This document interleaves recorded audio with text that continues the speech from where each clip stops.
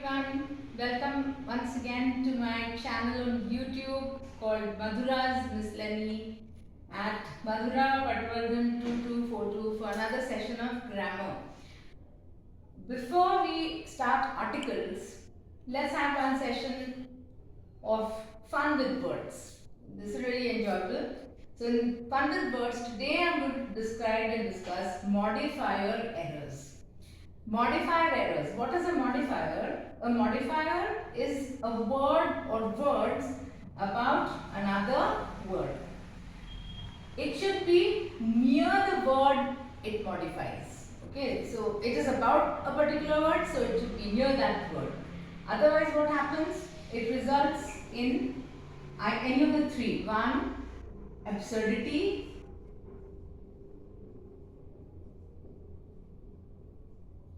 Two, ambiguity.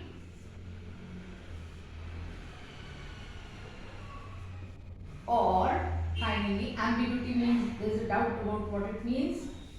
And the third is different meaning from the intended one. So you get a different meaning if you misplace that modifier. So let us see, we have here some examples of misplaced modifiers. The first one, wanted. This situations we can add in which it is said, wanted a nursemaid for a baby aged 20 years. Now this is absurd, isn't it? Do you have a baby? Is a baby aged 20 years? So obviously it has been misplaced. So it is for the nursemaid. She should be 20 years old. So we have to correct it by saying wanted for a baby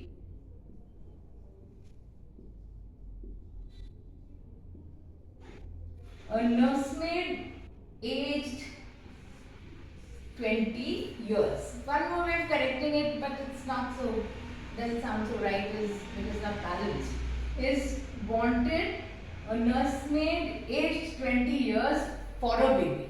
So you're putting for a baby at the end and the sentence becomes lopsided or upside or a little bit lopsided. So we can correct it by saying, so age 20 years is the modifier here. The word being modified is nursemaid. So we must put age 20 years near this modified word. So wanted for a baby, a nursemaid aged 20 years. So this is absurd, an example of absurdity caused by misplaced modifier. Now we come to another example. The suspects were interviewed by the detectives right after they had committed the crime. Now here we have they and the modifier is had committed the crime, after they had committed the crime. Now this is ambiguous. Who is this they? Because it's placed near detectives, it seems as if the detectives have committed the crime when actually it is the suspects. So we can just change it. The suspects, and since they are suspects, we cannot say that they had committed the crime. So we will correct it by saying the suspects were interviewed by the detectives right after the crime had been committed. Right after the crime had been committed. Okay. Otherwise, it seems as if the detectives have committed the crime, had been committed, and we cannot even put after the crime had been committed next to the suspects because they are still suspects. They have not been proven criminals. Next one, walking home, a bus knocked her down. Walking home, a bus knocked her down. Now here this is the modifier. It's called dangling modifier because who is doing this walking is not clear. It seems as if it is the bus that is walking because it is placed before the bus. Walking home, a bus knocked her down. Obviously, a bus doesn't walk, so it is she who is walking and was she who was knocked down by the bus. So we can correct this in two ways. We can provide the performer of this action by saying, as she was walking home, a bus knocked her down. Or we can give a common subject by saying,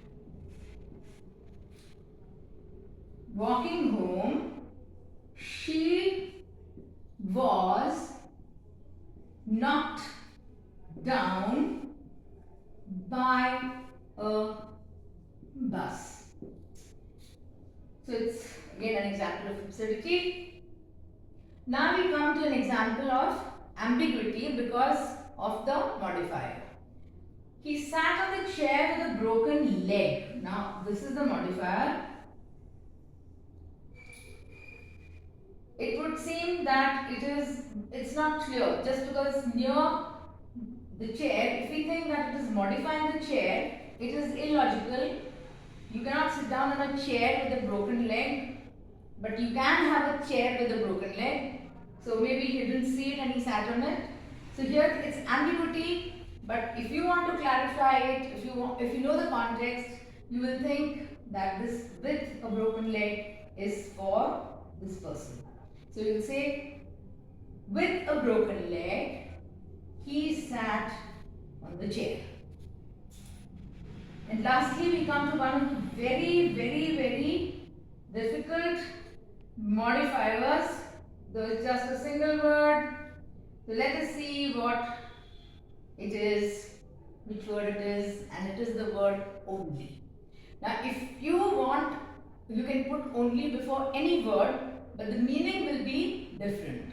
So if I say, he ate only toast for breakfast, it means he ate nothing else. Okay, so he ate only toast, that means did not eat anything else, nothing else.